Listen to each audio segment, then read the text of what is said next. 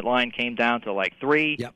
Against Minnesota, they were the favorite. That line got bet up pretty substantially. I think it was around 5, 5.5 off the top of my head. And here's the same thing. Took a low five-figure respected bet on Nebraska. So right now the liability is with Nebraska, but that could change come Saturday, considering Ohio State's the more public team here. But who knows? With Nebraska, it's been right up to kickoff with their money last few weeks.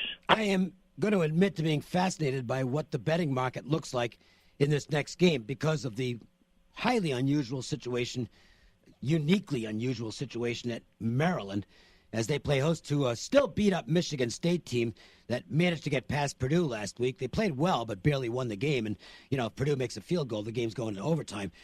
What do you think about Maryland at this point, and more importantly, what do the bettors think? Well, right now with Maryland, it's a wait-and-see approach. I certainly couldn't tell you how this team's going to react. With what's going on there, you can certainly tell before this announcement came down that but certainly now it's tough. Right now it's been Michigan State money, but not to the level I thought it would be. And maybe that changes on Saturday. 60% of the cash is on Michigan State, and I think the bettors are thinking the same way. They're just taking like a wait and see approach and not sure what team's going to show up here. They're sure about Michigan State, or at least somewhat sure, but Maryland, you can see them being hesitant.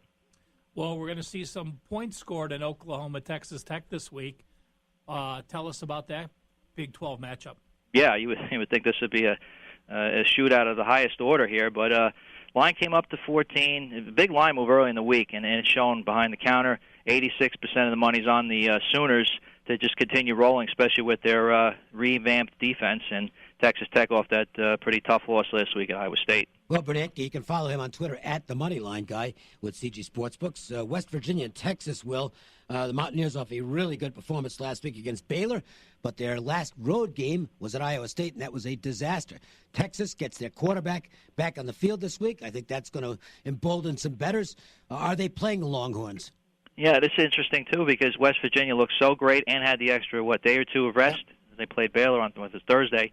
And Texas really didn't look pretty bad last week against Oklahoma State. Now, albeit they didn't have did they have their quarterback last week? Nope. They did not. So that kind of explains, even though they did score 35 points. But it's running fairly even behind the counter. And I would expect we're going to need Texas come Saturday just for this, for the sake of they had the extra rest. They look great, and Texas looked pretty bad last week, no matter who's playing quarterback. So, how people kind of go off what they last saw. If it goes the other way, though, if the line goes up, that's going to be sharp money. I think the public's going to be on the Mountaineers here. Yeah, I would agree 100% with that. Exactly. Well, for years, handicappers have known that Northwestern's been a good dog. Well, if you bet the dog in Northwestern games this year, you're 9-0 against the spread. Notre Dame, I believe, has to be on upset alert. Does the public agree? Right now, I haven't seen too much of that, as much as I thought I would. But if it hits 10, you're going to see that come in really hard. It's running fairly even, but Northwestern has that giant killer mentality right now, and certainly a game Notre Dame has to watch out for. So if it hits 10, you'll expect to see a ton of Northwestern money. Until then, it's probably just going to be even. Well, the UCLA-Oregon game, this has been the crazy line move game of the week because of the status of Herbert. Obviously, first, UCLA money is showing up like crazy because the assumption is he's not going to play. Now you're seeing Oregon money because that assumption has changed. So, good luck trying to figure this one out. Yeah, we saw exactly that the line swing 13 down to 9, back up to 10.5. And right now the liability is slight liability to UCLA. About 61% of the cash is on the Bruins, with obviously lower limits because of the injury situation there. The Pac-12 Disappointment Bowl has Stanford and Washington matching up. Tell us about this game, which people thought would be the best in the conference at the beginning of the year. Yeah, who knows what Washington team you're going to get, especially after what's his name was benched last week. I know. Browning. Have you seen a guy's stock drop like this? Wow, you should have come out. Should have come out, buddy, because I don't even know if he gets drafted at this point. Yeah, that was really amazing, and it really did cost him because the backup threw the pick six last week, and Peterson usually doesn't do those type of things where he pulls the plug too early like that. So who knows if he's going to loses his team here to some degree. But bettors aren't deterred here. 67% back in the Huskies. They're not believing at all in Stanford, and I guess you can't blame them at this point. But both teams are really spiraling down. Texas A&M was a hot ticket last week, and they came up short in their game at Mississippi State. They're now road dogs again at Auburn, but I'll mention this. when Auburn is playing a game that doesn't matter a whole lot, and this game doesn't matter a whole lot, they have not been good. And they've got a really big game next week, their SEC title game revenge matchup against Georgia. So are the bettors looking at it the same way and taking the Aggies here, or are they on the favorite? No, they're on the Aggies here, big time. 89% of the cash is on A&M, so it's all Aggie money. Bettors are just turned their back on Auburn, pretty much completely turned their back on them, at least for this week. You know, one of the best games of the week, outside of the SEC matchup, Penn State at Michigan, and this Michigan defense has held 6 of their 8 opponents to a season low this year. Just an astronomical stat. Do people believe Penn State can cover this game? Not really. Right now, it's all Michigan money. 83% of the cash is on the Wolverines. I'm not too sure why. What's the ticket count in that game, though? Because I think Michigan's a wise guy's side. I think Penn State might be a public side. What is the ticket count? It's 60-40 Michigan. Okay. 59-41. I don't want to give you the wrong. I want to give you the exact figures, but it's still Michigan ticket count. And again, that's the public doesn't come in really, as you know, Dave, probably till Friday night, Saturday morning. So we'll see that level off, or even Penn State be the public side. I mean, I think if it's single digits, maybe not so much, but double digits, I got to believe people are going to look at that and say, I got to take Penn State at that price. They are 6-0 as a dog, their last 3 years. The 2 losses this year, they could have gone either way. Yeah, sometimes bettors, though, have that long memory when they were burned when Penn State was the public side against Indiana, against App State early in the year, and then a few times during the season. Certainly the Ohio State game, I think moneyline bettors were really upset with that. So, bettors have that revenge factor on their mind. They want to get this team right, and whether on them or against them.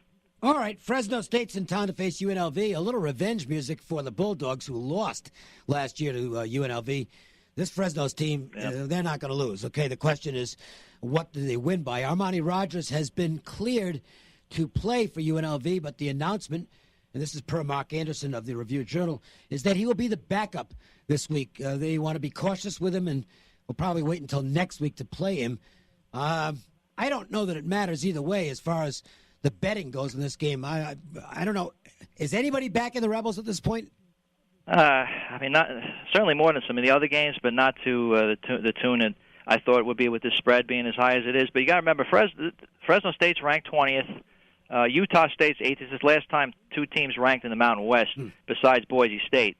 So I think bettors are going to run to the window betting Fresno for obvious reasons because of how UNLV struggles and the ranking as well. But we're seeing 63% of the cash on Fresno, and probably that number should rise come Saturday night. I'll just throw this in. They are actually my highest non-Power 5 rated team now. I have them ahead of Central Florida. Fresno State is legit. They have 1 loss at Minnesota, which was the interception of the year. That was incredible, that play. I remember in the end zone. It was an unbelievable play in the end zone. Cost Fresno State the game, and they've gotten better since then. This team's really good. Yeah, very good team, Fresno. It's an interesting. Mountain West has the power's kind of shifted here, and not that Boise's bad this year, but Utah and Fresno, those 2 teams are really they got into the rankings and they kind of jumped right into 20 and 18. You rarely see that. Usually you have to creep in 25, 24, and Fresno right to 20. And then, of course, Utah State right to 18. Well, it's amazing. Fresno State was 1-11 2 years ago. Jeff Tedford they were amazing. A dog last time they were here against UNLV, and UNLV beat them. And now we have a 30-point swing from one trip to the next, 2 years apart. I don't know how much attention it gets nationally, but Fresno State, Utah State, I want to watch that game. Yeah. Are you kidding? One quick note, by the way, on UNLV. Well, now, you know what? I'll just say this for later. It doesn't fit in what we're talking about, so the hell with it. All right, and let's finish it up. I want to leave plenty of time for this last game. Yeah, and, Dave took UNLV, Fresno, and left me, Alabama, and LSU to finish. So I certainly appreciate the order you went. They're both about the same, I think, with the TV viewing this week. Yeah. It'll be close. Well, since the college polls have started, no top 4 team has been a 2-touchdown dog like LSU is this week. But to be honest, I give LSU, when I do my home field edges, LSU at night and Penn State for a whiteout are my 2 highest-rated home field edges in all of college football. I know the Bama train is tough to back, but this LSU defense is legit. Tell us how the money's going. Yeah, definitely. It's Death Valley's right up there, especially at night. They always mention that too. During the day, it's a totally different animal. 14 to 14.5, and expect this line probably creep up to 15. 76% of the money's on Bama right now, and it's been all public money driving that number up. So bettors are still not believing in LSU, and I guess some of the metrics maybe add up to Alabama should be maybe a higher favorite. Not sure I agree with that, but that's what they're saying. All right. Well, are there any others generating a decent volume or something that you'd notice where there's some sharp money on this week's college schedule? Decent volume. Utah State at Hawaii, the last game on the board. This will certainly see a lot more volume come kickoff because of the time and the Hawaii game at the end of the day. You know how that goes. Yep. But right now it's 90, most lopsided game. 91% of the cash is on Utah State right now. This is the most lopsided game, and for obvious reasons, way Utah State's blown teams out. New Mexico, UNLV, and Hawaii, how they've kind of fallen apart at the seams after their surprisingly good start. And they call you the money line guy because you like to bet those dogs on the money line. Will, anything that kind of stands out to you this week that might be worth a bob or two? Oof. In college? Yeah. While you're thinking, Will, let me just, every Monday I put out on Twitter the upsets. Yeah. Last week in college football, there were 55 games. 22 of those 55 were upsets, 40%. That's that time of year. Yep. Yeah. No, the only one I would give a shot to here would be, just off the top of my head, would be Missouri. Oh, listen, Missouri's they're playing pretty well. And they, I don't know how they react to what happened at the end of last week's game. That was a bad loss. I mean, it's an untimed down after a penalty, and Kentucky hits the pass, and Missouri loses the game. I haven't read too much in that game, but I'd like to see what Missouri's mindset is. They're capable of winning this game, sir. Yeah, just with you always have a shot with that QB in Florida. Obviously has trouble moving the ball. Just for those two reasons alone, it should be a puncher's chance there. Big weekend for the ponies, of course. There aren't many of them across the calendar. Obviously, the Triple Crown dates, but we've got a big one this weekend. It's Breeders' Cup weekend. Talk about what's going to be available on the app and maybe a recommendation as to your favorite spot to watch the Breeders' Cup. Yeah, no, I definitely would. Cosmopolitan is my favorite spot to watch it. And, you can go to cgsportsbooks.com. You can download the app there and then head to the sportsbook and sign up for an account so you can bet from wherever you are.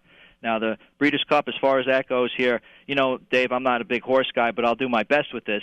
It's, $6 million purse here, and the horses here, that the one that drew the favorite, Accelerate, drew the worst post. That's what I was reading, okay? So that's making bettors hesitant. I read an article about where they're being hesitant to bet this horse because of that reason, and the odds are a little more generous. Were they 5-2? So it would have been less with a better post. So that should encourage bettors to take Accelerate there. What do you want? 3 in a row, and the Pacific Classic included there. And a couple other horses to note are 6, Mackenzie. It's a Bob Baffert horse. Of course, that's his horse is always going to get looked at. And then West Coast, another horse, finished third in last year's Breeders' Cup, believe it or not, 5-1. Well, I don't know if you're familiar, but we're going to have Brian Blessing on the podcast tonight talking about it. Are you aware of the Breeders' Cup Classic seminar at the Cosmo Friday? Yes, I'm aware of it. Yep. So let's just let our listeners hear about that. Oh, as far as the time and everything? Yep. Oh, no, I don't know the time. I think it's 1 o'clock at Cosmo. So like you said, if you want to watch at the Cosmo, it's a great place to learn about horse racing if you're in town to go pick up some tips. That's a fun sports book, too. It really is. All right, you get everything there, Sign up for the account and have the seminar, exactly. There you go. That's how you bet in 2018. See, I stole the tagline. Thanks, Will. Yep. You got it. Have a good one, guys. Will Bernanke, he's the Moneyline guy, at the Moneyline guy on Twitter. Good guy, knows his stuff, and that's some good information that he just provided in terms of maybe sharp versus square in some games, a little analysis thrown in, and where the money is showing on all the key college football games. We'll take a break. Sizzling Joe's Angle of the Day next. The Las Vegas Sporstline. Pizza Rock invites you to Monday Night Football every week inside Green Valley Ranch Hotel Casino. Score great specials like $4 meatballs, $5 one-topping personal pizzas, and $4 on well, wine, and 32-ounce PBRs. Monday Night Football is at Pizza Rock inside Green Valley Ranch. This is how Washington is supposed to work. As soon as she took office, Jackie Rosen joined the Bipartisan Problem Solvers Caucus, a group of Republicans and Democrats committed to passing bipartisan legislation. And they've done a lot of good, like developing a bipartisan proposal to rebuild our nation's infrastructure. Jackie Rosen has one of the most independent voting records in Congress. She took on Nancy Pelosi to reform the VA and fix the Affordable Care Act.